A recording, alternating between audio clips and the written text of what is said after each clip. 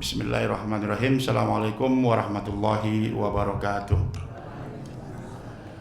Alhamdulillah nahmaduhu wa nasta'inuhu wa na'udzu billahi min syururi anfusina wa min sayyiati a'malina may yahdihillah fala mudhillalah wa may yudlil fala hadiyalah. Wassalatu wassalamu ala asyrafil anbiya'i wal mursalin wa ala alihi wa sahbihi ajma'in. Amma ba'd. Bapak-bapak jamaah Masjid Al-Muhajirin yang mudah-mudahan pagi ini mendapatkan rahmat dan maghfirah dari Allah Subhanahu wa taala. Amin ya rabbal alamin. Ibu-ibu juga jamaah Masjid Al-Muhajirin, mudah-mudahan di pagi ini juga Allah berikan rahmat, Allah berikan ridhonya, Allah berikan maghfirahnya. Amin ya rabbal alamin. Alhamdulillah kita sudah memasuki 10 kedua bulan Ramadan. Ya, boleh yang mulai Rabu, yang mulai Kamis, tapi yang jelas sekarang sudah memasuki pertengahan. Ada disampaikan dalam sebuah hadis walaupun dhaif. Hadisnya dhaif memang itu. Riwayat dari Salman Al-Farisi. Beliau di dalam hadis itu disebutkan Rasulullah menyampaikan awwaluhu rahmah wa awsatuhu maghfirah wa akhiruhu itzkum minan nar. Tapi secara makna itu betul bahwa Ramadan itu ya penuh dengan ampunan, penuh dengan maghfirah. Bahkan dalam sebuah hadis disampaikan bahwa rogima'an furajulin, sungguh merugi seseorang laki-laki, seseorang ja'ahu Ramadan, datang kepadanya bulan Ramadan, thumman salakha, kemudian bulan Ramadan itu sudah berakhir, qabla ayyughfara, sebelum dia mendapatkan ampunan dari Allah Subhanahu wa taala. Kita dianggap merugi, sudah datang Ramadan, malah orang digunakan untuk meraih maghfirah dari Allah Subhanahu wa taala. Oleh karena dari takmir kami disampaikan untuk menyampaikan 2 tema. Tanggal 1 kami disuruh fikih ibadah. Yang tanggal nanti di pertengahan Maret itu masalah adab. Insya Allah kami mulai dulu masalah adab. Tetapi adab kepada Allah. Artinya adab kepada Allah. Bagaimana adab kita kepada Allah ketika Allah menyuruh kita, misalnya ya ayyuhalladzina amanu kutiba alaikumusiyam. Walaupun puasa itu berat, yang halal malah dilarang di siang hari, tetapi kalau adabnya seorang yang beriman ya sami'na wa ata'na. Berat memang itu. Apalagi kalau di Timur Tengah. Iya, siang-siang disuruh nahan diri dari makan minum. Siang-siang disuruh nahan diri dari bojo padahal pengantin anyar. Kan berat. Ya berat itu. Tetapi karena dia orang yang beriman, adabnya orang yang beriman, ya sudah sami'na wa ata'na, kami dengar, kami patuh. Misalnya di surat Al-Maidah, ya ayyuhalladzina amanu innamal khamru wal maisiru wal ansabu wal azlamu rijsum min amali syaitan. Hai orang-orang yang beriman, sesungguhnya khamr, minuman keras, narkoba, narkotik, apalagi koplo, sabu, ganja, sing masuk kategori khamr, termasuk judi, mau judi offline, mau judi online, mau judi apa maning, judi sabung, judi apa lagi kira-kira. Ya pokoknya judi lah. Kalau dia orang yang beriman, ya sami'na wa ata'na. Sikapnya seorang yang beriman, adabnya orang yang beriman itu ya sudah sami'na wa ata'na. Misalnya lagi di surat Al-Maidah, bismillahirrahmanirrahim, ya ayyuhalladzina amanu idza qumtum ilas sholati faghsilu wujuhakum wa aydiyakum ilal marafiqi wamsahu bi urusikum wa arjulakum ilal ka'bain. Kalian wahai orang-orang yang beriman, sebelum kalian dirikan sholat, basuh dulu wajahnya, wudu maksudnya. Ya sudah, kerjakan baik wudu itu. Manfaatnya opo ya ora usah ditanya. Apa hubungannya nyong buang angin kok yang disuruh cuci muka? Ora usah dipikirin. Ya betul ya. Lo saya buang angin, yang disuruh cuci muka. Harusnya yang dicuci kan bagian belakang. Tapi karena kita orang yang beriman, ya sudah sami'na wa ata'na saja. Padahal saya buang angin, harusnya saya cuci muka. Bukanlah cuci muka, ya harusnya cuci belakang. Tapi karena saya orang yang beriman, adabnya itu adalah sami'na wa ata'na. Nah, dulu ada sebuah peristiwa ketika ayat Al-Quran turun, ini masalah adab. Ketika itu para sahabat merasa berat, tidak mampu melakukan isi ayat itu. Ayatnya adalah Bismillahirrahmanirrahim yang biasa Bapak Ibu dengarkan, Al-Baqarah 284, 285, 286. Yang 284, Bismillahirrahmanirrahim, lillahi ma fis samawati wa ma fil ard. Hafal kabeh insyaallah. Kepunyaan Allah lah apa segala yang ada di langit dan segala yang ada di bumi. Yang berat bukan itu. Yang berat itu lanjutannya itu. Wa in tubdu ma fi anfusikum aw tukhfuhu yuhasibkum bihillah. Ini yang berat. Bila jika kalian menampakkan apa yang ada di hati kalian. Di hati itu bisa niat baik, bisa niat buruk. Niat baik sama niat buruk. Kalau niat baik, niat baik saya laksanakan, berarti saya mengerjakan amal baik, berarti saya sudah tampakkan amal itu. Tapi kalau niat buruk, berarti amal niat di dalam hati saya tuh niat buruk. Misalnya saya besok orang puasa, niat buruk itu saya laksanakan. Itu namanya saya sudah menampakkan apa yang ada di hati saya itu. Jadi wa in tubdu ma fi anfusikum, berarti niat saya tadi orang puasa di hari Ahad itu berarti saya sudah tampakkan, berarti saya sudah kerjakan. Itu namanya wa in tubdu. Wa in tubdu ma fi anfusikum aw tukhfuhu. Yang menjadi permasalahan di kalangan sahabat itu adalah aw tukhfuhu. Kata-kata aw tukhfuhu itu apa? Niat yang ada di hati tadi itu belum ditampakkan, berarti kan belum dikerjakan. Saya besok niat mau puasa, belum saya kerjakan. Saya besok niat tidak puasa, belum saya kerjakan. Karena masih malam. Itu sudah yuhasibkum bihillah. Lanjutan ayatnya adalah yuhasibkum bihillah. Itu artinya adalah Allah akan menghukum kalian, menghisap kalian, memintai pertanggungjawaban dari niat yang sudah ditampakkan dan yang masih disembunyikan itu. Inilah yang bikin gempar Madinah. Seperti ini nggak mungkin bisa kalau saya ditolak sama mantan, kan dukun bertindak. Niatnya kan udah buruk. Betul ya? Itu langsung aja itu. Saya kalau ditolak sama mantan, orang diterima cintanya nyong, dukun bertindak. Itu kan niat buruk. Padahal saya nggak mengerjakan, tapi sudah dihukum saya. Ini kan berat. Kalau saya kecewa di jalan, ono sih nyerempet-nyerempet. Waduh, tak jipak kepala nih. Tapi nggak jadi. Nggak jadi. Cuman hanya tukhfuhu. Niat buruk itu baru saya sembunyikan tok di hati. Cuman hanya di dalam hati tok. Terbesit di hati. Kalau ada misalnya saya kecewa sama pimpinan saya, nyulit-nyuliti wong tok, kalau bisa dipersulit mengapa dipermudah. Bolak-balik pimpong sana, pimpong sini, pimpong situ. Akhirnya kan terbesit di hati apa? Ada sebuah niat buruk. Kalau ketemu di jalan nanti tak tabrak pakai motor biar tahu rasa. Waduh. Itu namanya niat buruk. Itu sudah dihukum. Yuhasibkum bihillah. Yuhasibkum bihillah. Berarti Allah sudah akan menghisap itu niat buruk itu. Itulah yang menyebabkan ketika itu Abu Bakar As-Siddiq, Umar bin Khattab, Abdurrahman bin Auf dan beberapa orang Ansor menggeruduk rumah Nabi. Tekah datang. Ya Rasulullah, ini nggak mampu ayat ini kami laksanakan, nggak mampu ini. Kalau kami dihukum atas niat buruk kami di dada, ini kalau kayak gini kami mati kami semua ini. Ya tidak akan ada yang selamat kami. Binasa kami.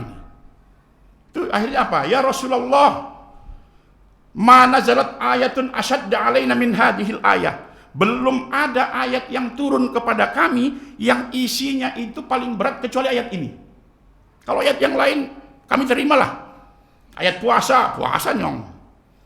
Ayat apa lagi tadi? Ayat khomer, iya bisa kami kerjakan. Ayat wudu bisa. Atau ya ayyuhalladzina amanu anfiqu min thayyibati ma kasabtum. Hai orang-orang yang beriman, infakkanlah yang baik-baik dari yang kamu usahakan. Itu kami mampu. Tapi kalau yang ini kami tidak mampu, wahai Rasulullah.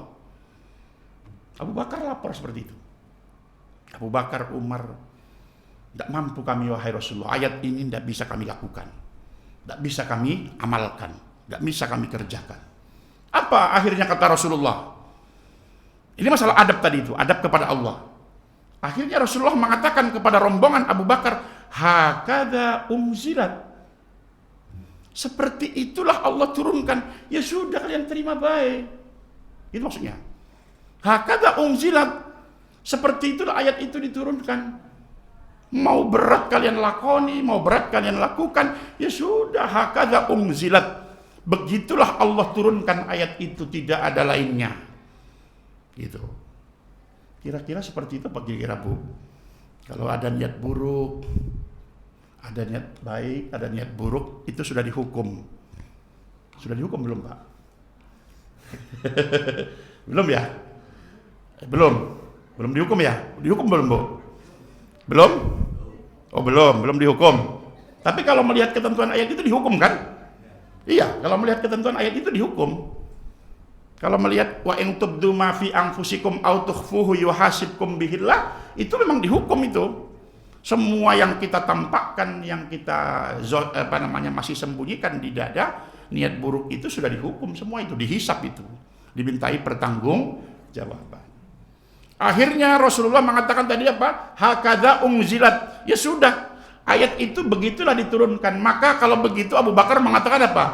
Ya Rasulullah, kullifna bil amali malanatiku. Ya Rasulullah, berarti Allah telah membebani kami dengan semua amalan yang tidak mampu kami pikul.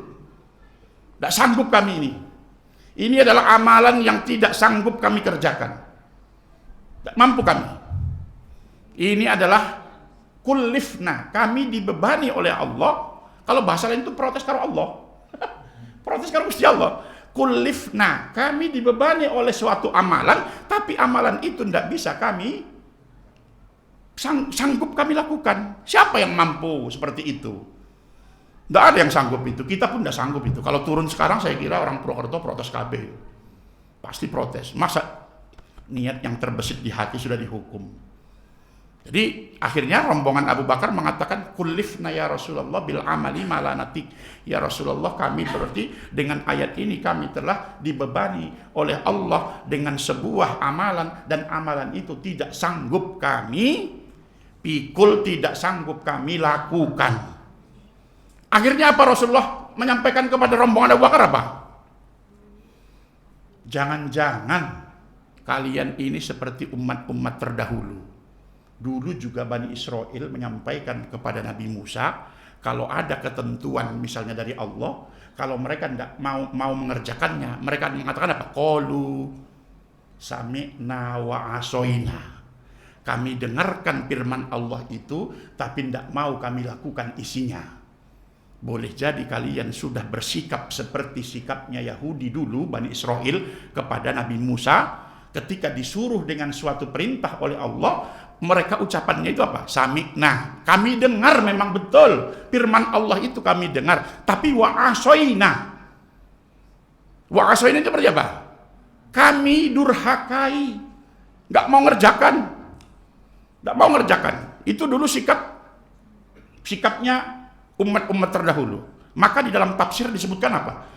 Penggalan ayat wa in tubdu ma fi anfusikum aw tukhfuhu yuhasibkum bihillah itu semuanya sebenarnya diturunkan kepada semua umat terdahulu, tapi tidak ada yang mampu mengerjakan. Semuanya menolak. Sami'na wa asoina, sami'na wa asoina, sami'na wa asoina. Makanya Rasulullah mengatakan apa? Boleh jadi kalian juga nanti akan bersikap seperti Bani Israel. Diberikan ayat, tetapi kalau tidak mampu mengerjakan, kalian akan mengatakan sami'na wa asoina. Akhirnya oleh Rasulullah disarankan apa?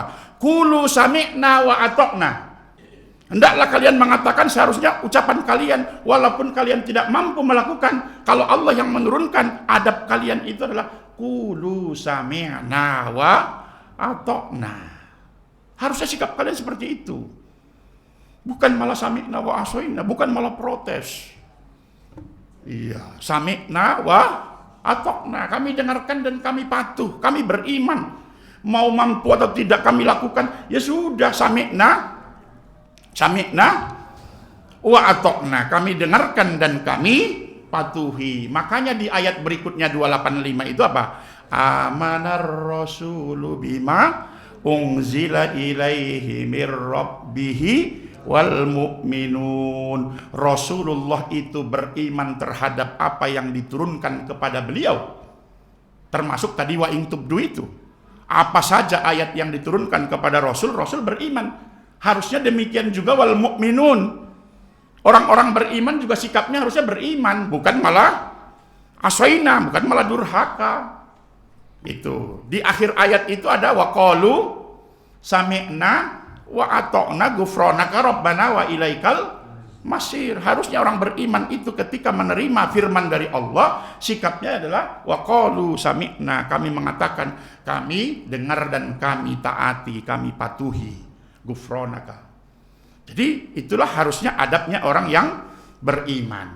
Akhirnya rombongan Abu Bakar mengatakan, ya Rasulullah, sami'na wa ata'na. Wahai Rasulullah, kami terima, kami beriman kepada ayat itu, walaupun kami merasa berat memikul isi ayat itu, sami'na wa ata'na. Dan itu berlanjut 1 tahun di Madinah itu. 1 tahun ayat itu berlaku. Wa in tubdu ma fi anfusikum. Selama 1 tahun belum ada ketentuan pengganti. Kalau bahasa kita itu amandemen. Kalau bahasa hukum itu belum diamandemen, belum direvisi. Ayat itu masih berlaku selama 1 tahun. Selama 1 tahun Abu Bakar, Umar, ya tetap, ya walaupun berat melaksanakan ayat itu, ya tetap dikerjakan. Akhirnya setelah 1 tahun, Allah melihat ternyata umat Islam itu tidak sikapnya seperti umat-umat terdahulu. Walaupun ternyata berat ayat itu, Allah lihat ternyata orang Islam beda. Umat Islam itu beda dengan umat-umat dahulu. Walaupun mereka sebenarnya tidak mampu melakukan, tapi mereka mengatakan sami'na wa ata'na. Akhirnya oleh Allah dinasakh. Turunlah namanya amandemen. Kalau dalam bahasa ulumul Quran disebut konsep nasakh. Ketentuan wa in tubdu ma fi anfusikum aw tukhfuhu yuhasibkum billah dinasakh, dihapus, tidak lagi berlaku oleh la yukallifullahu nafsan illa wus'aha. Akhirnya malah kita sering baca itu la yukallifullahu nafsan illa wus'aha. Allah itu tidak membebani seseorang kecuali apa namanya sesuai dengan batas Kalau yang tadi kan nggak mampu, maka 286 itu menghapus, menasah ketentuan yang ada di 284. Tetapi yang menjadi pertanyaan, benarkah niat buruk yang belum saya tampakkan itu tidak pasti dihukum? Kan menjadi pertanyaan. Apa semua niat buruk yang masih tersembunyi di dada itu tidak dihukum? Semua niat buruk, semua niat jahat yang di dada itu tidak terhukum. Itu kan menjadi sebuah pertanyaan. Ternyata kalau kita lihat di dalam sebuah hadis qudsi, qala Rasulullah sallallahu alaihi wasallam, qala Allah taala, rawahu Muslim, riwayat Muslim apa? Idza hamma abdi bi sayyi'atin. Wahai para malaikat, kalau hamba-hambaku itu hamma bi sayyi'atin, berniat melakukan sebuah kejahatan, berniat melakukan sebuah keburukan, fala taktubuha alaihi. Jangan dulu dicatat. Orang catat dulu, cuma niat tok kok. Ya cuma niat tok, cuma hanya dukun bertindak tok. Kan orang dikerjakan. Makanya oleh Allah kepada para malaikat di hadis qudsi katakan, "Idza hamma abdi bi sayyi'atin fala taktubuha alaihi."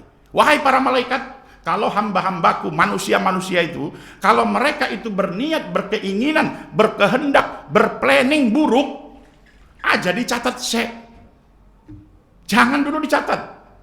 Catatnya kapan? Fa in amilaha faktubuha sayyi'atan. Kalau dia sudah mengerjakan niat buruk itu, barulah dicatat satu keburukan.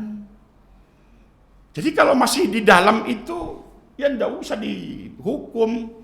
Itu kan tadi la yukallifullahu nafsan illa wus'aha itu. Seperti protesnya Abu Bakar dan rombongan itu kan.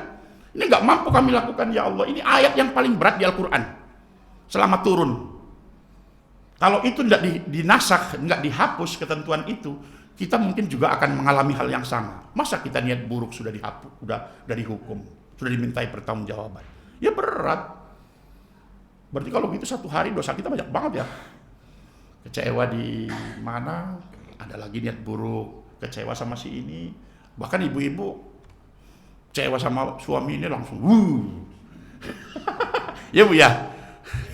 Iya, langsung bilangnya apa? Di dalam hati, tapi iya dalam hati. Suami udah pulang kayak Bang Toyib. Nanti saya niat tak ganti boy. Tapi kan dalam hati toh. Ora dilaksanakan. Itu kan cuma niat buruk di hati. Maka oleh Allah kepada para malaikat disampaikan, idza hamma 'abdi bisayyi'atin fala taktubuha alaihi. Jangan dulu dicatat. Fa in amilaha faktubuha sayyi'atan. Kalau si hambaku tadi itu sudah melakukan niat buruknya tadi itu, barulah dicatat, tapi cuman satu keburukan atau satu kejahatan. Dilanjutkan oleh hadis Muslim itu apa? Wa idza hamma bi hasanatin. Kalau hambaku tadi itu berniat baik, misalnya kalau nyong nanti dapat rezeki banyak, nyong mau umroh, niat kan? Tapi nazar itu. Tapi kalau nazar wajib ya. Kalau nazar wajib. Kalau saya nanti dapat rezeki banyak, saya mau umroh tapi nggak nazar. Tapi itu cuman hanya niat baik. Itu hanya niat baik. Wa idza hamma bi hasanatin falam ya'malha katabahallahu lahu hasanatan. Ada niat baik di hatinya seorang hambaku, tapi dia belum sempat melakukan niat baik itu, maka disuruh oleh Allah, catatlah itu menjadi satu kebaikan. Itu hadis qudsi. Kalau hadis qudsi berarti kan lafalnya dari Rasulullah, maknanya dari Allah. Wa in amilaha. Kalau hambaku tadi itu mengerjakan niat baiknya itu, katabahallahu lahu asyran, maka Allah akan mencatat 10 kebaikan. Jadi kalau saya nanti dapat rezeki, saya mau umroh, dikerjakan, itu dicatat 10 itu. Dicatat 10. Tapi kalau keburukan jangan dulu dicatat. Jadi ini untuk menjelaskan antara hadis itu dengan ayat yang tadi itu. Walaupun konsepnya sudah dinasakh, tetapi kita kan perlu mempertanyakan, betul nggak niat buruk itu yang belum terwujud, terrealisasi menjadi sebuah perbuatan, itu tidak jadi dihukum. Ternyata penafsirannya banyak. Di dalam hadis riwayat Bukhari, Rasulullah bersabda, wa man hamma bi sayyi'atin, siapa di antara kalian hamma bi sayyi'atin, dia sudah berniat untuk mengerjakan sebuah keburukan, falam yakmalha, tetapi niat buruk tadi itu tidak jadi dia kerjakan, tidak jadi niat buruk itu dia kerjakan itu, katabahallahu lahu indahu hasanatan kamilah. Ini beda lagi. Jadi kalau si hamba tadi itu berniat buruk, tapi niat buruk itu tidak jadi dikerjakan, maka Allah akan mencatat niat buruk itu menjadi sebuah kebaikan yang sempurna. Waduh, akhirnya nanti kalau kita salah pahami ini, nyong sering-sering baik niat buruk ya. Loh, kalau mengikuti hadis Bukhari itu, wa man hamma bi sayyi'atin falam ya'malha katabahallahu lahu hasanatan kamilah. Ya, kalau si hamba tadi itu berniat buruk, tapi niat buruk itu tidak jadi dia lakukan, maka Allah akan mencatat di sisinya niat buruk tadi itu menjadi sebuah kebaikan yang sempurna. Waduh, kalau di Muslim tadi orang dicatat, kalau di Bukhari ini malah dijadikan kebaikan. Waduh, ini gimana memahami itu? Bagaimana kita memahami bahwa niat buruk itu bisa menjadi sebuah kebaikan yang sempurna, atau minimal tidak dihukumlah. Itu ternyata oleh para pensyarah hadis, itu yang perlu dicatat itu adalah reason, alasan dibalik dia tidak jadi melakukan niat buruk itu. Iya, reason betul ya? Iya, nyong bahasa Inggris Batak. Iya. Bahasa Inggris Batak. Iya, reason itu kan alasan. Apa alasan dibalik dia tidak jadi melakukan niat buruk itu? Misalnya ada seorang rombongan tukang begal. Begal apa begal? Ini Batak ini salah lagi. Ada orang tukang begal sudah merencanakan sebuah action, sudah aksi akan menjamret, akan mengambil motor seseorang, dan mereka sudah mengintai kapan orang ini keluar, sama siapa dia, sudah memasang strategi, sana yang jaga, apa? Gagal. Karena apa? Anak sirine polisi. Iya, orang jadi. Tapi mereka sudah mau betul-betul beraction itu. Apakah niat buruk semacam ini tidak dihukum? Gimana, Bu? Tukang begal tadi sudah berencana, sudah komplotan akan mengambil motor mbak-mbak itu yang SMP. Gitu, sudah ini pulang jam berapa, kapan jalan itu kosong. Sudah tahu-tahu ada yang lewat tadi sirine polisi tadi kan? Terus nggak jadi. Itu tidak jadi. Kira-kira dihukum enggak, Bu? Ini yang dihukum. Kalau yang semacam ini niat buruk meskipun tidak terwujud, tidak terjadi, kalau yang semacam ini sudah dihukum. Makanya kita kalau memahami wa in tubdu ma fi anfusikum, belum tentu semua niat buruk itu tidak dihukum. Kalau yang semacam ini sudah, kan dia sudah bertekad ingin mencuri. Misalnya ada yang mau masuk Masjid Al-Muhajirin, anak kotak amal, survei. Sudah survei kemana-mana. Kapan jamaah kosong, takmir orang ana sebagainya, kapan orang dikunci, kapan itu. Dia sudah betul-betul sudah merencanakan. Sudah memasang orang di luar, motornya sudah disiapkan. Itu kan rencananya gagal karena apa? Boleh jadi takmirnya teka dari kamar mandi. Berarti kan gagalnya karena faktor eksternal. Kalau yang semacam ini, niat semacam ini oleh para pensyarah hadis, ini sampun dihukum meskipun niat jahat itu belum terjadi.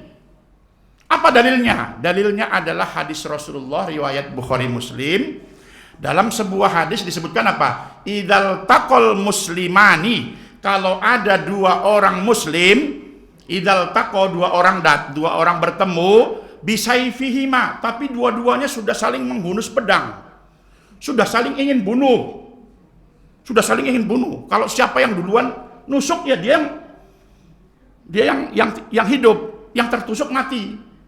Oleh Rasulullah apa kata Rasulullah? Idzal taqal muslimani bisaifihima, kalau ada dua orang muslim bertemu sambil menghunus parang, menghunus pisau, menghunus pedang, atau mungkin juga pakai pistol, sudah sama-sama nyala, tinggal tembak baik. Kata Rasulullah apa? Fal qatilu wal maqtulu finnar. Si pembunuh dan si terbunuh podo-podo masuk neraka. Podo-podo masuk neraka. Padahal kan coba kita lihat, si pembunuh masuk neraka wajar. Karena dia memang membunuh saudaranya. Loh bagaimana dengan yang terbunuh kok masuk neraka? Gitu. Makanya para sahabat bertanya, ya Rasulullah, fama balul maktul. Kalau si pembunuh itu masuk neraka, kami pahami. Tapi kalau si terbunuh itu masuk neraka, kami tidak bisa menalar itu. Kata para sahabat, fama balul maktul ya Rasulullah. Mengapa kok si terbunuh juga masuk neraka? Gitu. Padahal dia kan tidak mewujudkan niat buruknya membunuh saudaranya, justru malah dia korban. Kalau di kita jadi korban itu, Pak ya. Iya, kalau jadi kita jadi korban. Tapi oleh Rasulullah fal qatil wal maqtul finnar. Kata Rasulullah dijawab, innahu kana harison ala qatli sahibihi. Sebenarnya di dadanya dia juga bersikeras ingin membunuh si pembunuh itu. Cuman dia keduluan. Berarti sebuah niat buruk yang sudah isror itu apa? Asorro, sudah ingin diwujudkan dengan keras, cuman gagal, itu sudah dihukum berdasarkan hadis ini. Jadi jangan juga kita memahami wa in tubdu ma fi anfusikum au tukhfuhu yuhasibkum bihillah. Pokoknya segala niat yang belum terwujud ora dihukum, ora dimintai pertanggung jawaban. Ternyata ada niat buruk, ada niat jahat, itu yang sudah dihukum. Kalau dia sudah isror itu sudah ingin berusaha seperti tukang begal tadi itu, sudah merencanakan, sudah disiapkan motor, sudah disiapkan pengintai, sudah disiapkan, pokoknya sudah, cuman gagalnya, tapi kan dia sudah isror itu faktornya gagalnya kan karena niat buruk tadi itu tidak jadi dia lakukan karena hanya ada faktor eksternal. Nah, ini seperti inilah yang disebut niat buruk tapi sudah dihukum. Ya, terus akhirnya Rasulullah tadi mengatakan innahu kana harisun ala qatli sahibihi. Mengapa si terbunuh juga ternyata masuk neraka? Walaupun dia korban, tetapi kata Rasulullah dia juga sebenarnya sudah punya niat bersikeras ingin membunuh saudaranya muslim tadi itu. Itulah niat buruk yang sudah dihukum. Ya, sekarang ada niat buruk yang tidak jadi dihukum. Misalnya saya berniat tadi malam nyong ora puasa lah besok lah. Kayaknya kok kepala puyeng. Niat buruk saya itu besok ora puasa. Tetapi tidak jadi saya lakukan. Karena bojone nyong nyiapkan sahur. Dibangunkan, orang jadilah saya puasa baiklah besok. Tapi kan niat buruk saya tadi malam sudah jelas itu, sudah disiapkan sahur. Masa anak-anak saya melihat saya tidak puasa, akhirnya dia tidak jadi mewujudkan niat buruknya tidak puasa itu. Tetapi niatnya tadi itu karena merasa tidak enak karo bojone, tidak enak karo anaknya. Nah yang semacam ini niat buruk belum dicatat, tetapi belum dianggap sebagai sebuah kebaikan. Karena apa? Dia tidak jadi melaksanakan niatnya buruknya tadi itu karena faktor duniawi. Ya, kalau ini nggak dicatat ini. Tapi juga bukan dianggap sebagai sebuah kebaikan. Masa dianggap sebagai kebaikan itu? Ada orang niatnya tadi misalnya apa? Apalagi sekarang sudah mendekati Lebaran. Iya, banyak orang tua yang sudah mulai mikir baju anaknya orang anak, Lebaran orang anak ini. Akhirnya misalnya ada gerobak nganggur, gasnya hilang. Iya, gasnya hilang, tinggal kualinya. Itu kan kalau tidak jadi dia lakukan karena tadi faktor mungkin boleh jadi, nggak jadilah, saya tidak mau memberikan anak saya baju yang haram. Itu tidak mau, ya apalagi ada CCTV lagi di dekat situ, saya nggak jadilah. Itu namanya niat buruk tapi tidak dianggap sebagai sebuah kebaikan. Itu niat buruk itu cuman sekedar niat buruk tapi tidak dicatat oleh malaikat, tetap saja di hati itu karena dia sudah membatalkan. Nah, bagaimana kapan sebuah niat buruk dianggap sebagai sebuah kebaikan? Niat buruk dianggap sebagai sebuah kebaikan. Misalnya tadi, kalau yang di kisah-kisah Arab itu kan apa? Ada kakek-kakek sudah disinetronkan itu. Kakek-kakek ada rumah di zaman bahula itu datang, dapat terong itu kan. Tidak jadi dia makan, malah dapat si penghuni rumah janda maning kan gitu kan, ada itu. Itu sinetron. Ada itu. Ya sinetronnya itu. Ya dia sudah saking laparnya, dia merasa kalau saya sudah lapar berarti saya sudah dibolehkan darurat oleh Allah untuk mengambil barang milik orang lain. Saking laparnya, masuklah dia ke rumah seorang janda. Kebetulan jandanya tidak di situ. Dicek di dapur, ada di kuali ada terong.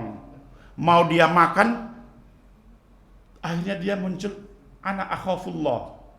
Dia tangannya gemetar, saya takut kepada Allah. Saya tidak mau memasukkan sesuatu yang haram ke dalam mulut saya. Akhirnya dia masuk ke masjid oleh apa? Oleh guru di masjid itu menikahkan dia sama si penghuni rumah. Ini cerita sinetron banget ini ya. Tapi emang sudah disinetronkan, Bu? Iya, sudah disinetronkan, itu sudah disinetronkan. Kebetulan ustadznya itu, tadi si janda tadi itu datang ke masjid, minta ke guru ngaji itu dicarikan suami. Iya, dicarikan suami. Tadi si bapak-bapak tadi itu, yang duda tadi itu, datang ke masjid, sudah nggak jadi nyuri tadi. Kamu mau nikah enggak? Mau. Ya mau. Orang saya nggak punya istri kok. Akhirnya dinikahkanlah. pas datang ke rumah istrinya, "Loh, ini kan rumah yang mau saya colong." Tidak, saya tinggalkan sesuatu yang haram, akhirnya oleh Allah diganti dengan yang halal. Kan gitu maksudnya. Sinetronnya Nyong hafal banget itu. Iya, hafal banget. Tapi bukan Indosiar. Iya, bukan Indosiar. Saya nggak tahu sinetron apa, tapi yang jelas sinetron itu saya sangat hafal sekali. Iya, jadi sangat hafal sekali. Jadi dapat meninggalkan sesuatu yang haram, akhirnya mendapatkan penghuni rumah secara halal. Kan begitu ya? Nah, yang semacam inilah yang menurut pensyarah hadis yang niatnya tadi itu dicatat sebagai kebaikan. Dia tidak jadi mencuri terong itu karena takut kepada Allah. Ada khaufun minallah. Saya tidak mau jadi mencuri terong ini karena apa? Saya khawatir memasukkan sesuatu makanan ke dalam tubuh saya secara haram. Padahal dia di awalnya bilang, saya sebenarnya sudah boleh mencuri nih, gitu. Nah, itulah yang disebut dengan niat buruk, tidak dicatat sebagai keburukan, tidak dihukum, tetapi malah dicatat sebagai sebuah kebaikan. Yang di hadis riwayat Bukhari, wa man hamma bi sayyi'atin falam ya'malha, siapa saja yang berniat buruk untuk mengerjakan sebuah keburukan tetapi dia tidak jadi melaksanakan keburukan itu, katabahallahu lahu indahu hasanatan kamilah, maka Allah akan mencatat di sisinya niat buruk yang tidak jadi dilakukan, tapi dengan alasan karena Allah tadi itulah yang disebut dengan kebaikan yang sempurna.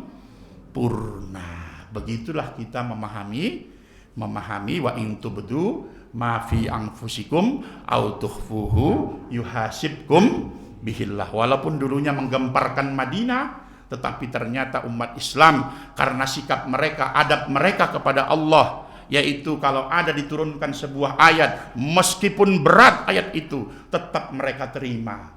Karena mereka bersikap mau menerima, akhirnya Allah ganti dengan sebuah rukhsah, sebuah keringanan, sebuah amandemen. Iya, la yukallifullahu nafsan illa wus'aha. Di situ kan ada doa-doa itu. Laha ma kasabat wa 'alaiha ma tasabat. Ada doa orang yang beriman. Rabbana la tu'akhidna in nasina au akhtana. Sebenarnya ini kan, ya Tuhan kami, janganlah hukum kami in nasina kalau kami lupa, au akhtana kalau kami salah. Ini kan sebenarnya nggak sopan juga sebenarnya sama Allah. Kalau kami lupa, kalau kami salah aja dihukum ya Allah. Kan gitu kan? Itu permohonan yang sangat apa ya bahasa ya? Rabbana la tu'akhidna in nasina au akhtana. Rabbana wala tahmil alaina isran kama hamaltahu 'alal ladina min qablina. Ya Tuhan kami, janganlah dibebani kami dengan suatu beban yang berat sebagaimana Engkau bebankan kepada orang-orang sebelum kami. Iya, orang-orang sebelum kita itu dibebani dengan sesuatu, tapi mereka sami'na wa asoina. Kalau orang Islam itu ya sami'na wa ta'na. Itulah orang Islam, orang beriman. Makanya puasa itu juga dimulai dengan ya ayyuhalladzina amanu. Kami tidak mau membawakan tentang puasa lagi karena saya yakin ustadz-ustadz sebelumnya sudah banyak yang membawakan tema puasa. Betul Pak ya? Iya, makanya ini juga masih berkaitan dengan adabnya kita kepada Allah Subhanahu wa taala. Dari kami mungkin itu, tapi kalau ada kita diskusi, kami berikan kepada bapak-bapak atau ibu-ibu.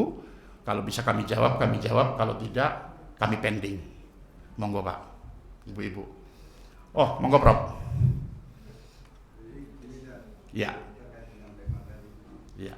Ada seorang ustaz biasa keliling dari pesantren, melihat betapa pondok-pondok itu banyak yang bangunannya kumuh.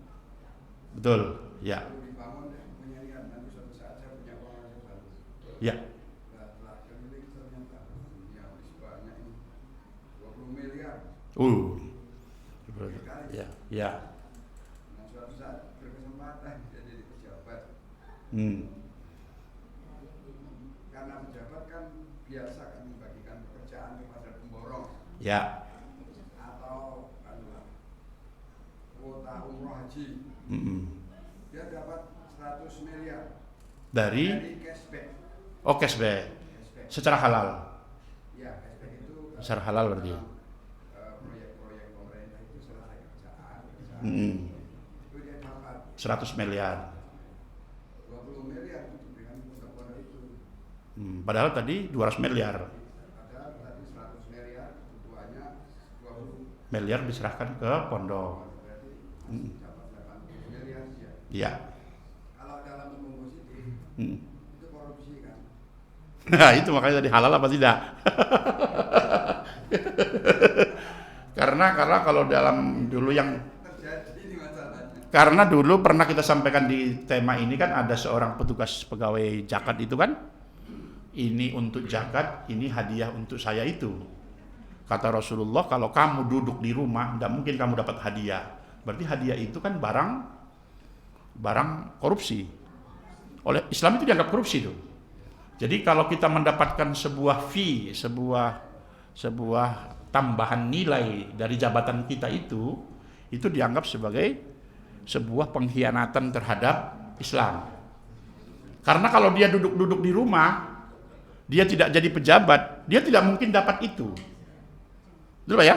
Iya, maka tadi yang 100, makanya tadi saya tanya Prof, 100 miliar itu hasil halal apa hasil karena jabatan? Kalau hasil jabatan saya kira itu hadiah-hadiah yang patut syubhat lah. Syubhat itu kalau nggak salah pernah kami sampaikan, syubhat di sini adalah malam yu'lam haramuhu wa halaluhu. Sesuatu yang belum kita tegas ketahui halal apa haram. Yang menjadi pertanyaan gimana, Prof? Pertanyaannya kebaikan dia membangun pondok-pondok 20 miliar. Iya. Berlipat 10 kali. Berlipat kata Allah asron itu. Iya. Oh iya. Jadi 200 miliar. Iya. Karena dia korupsinya 100 miliar. Korupsinya 100 miliar. Disumbangkan 20 miliar. Itu. Tapi kalau menurut saya itu tidak dianggap sebagai sebuah sedekah. Tidak dianggap sebagai sebuah sedekah. Karena innallaha thayyibun la yaqbalu illa thayyiba. Sesungguhnya Allah itu maha baik, tidak mau menerima kecuali yang baik. Makanya ada orang haji itu oleh para malaikat kita mengucapkan labbaik Allahumma labbaik. Malaikat di atas itu jawab la labbaik laka. Ora ana labbaik untuk Anda. Karena apa? Kamu datang ke sini nafaqatuka haram. Itu. Malaikat jawab ketika saya mengucapkan labbaik Allahumma labbaik.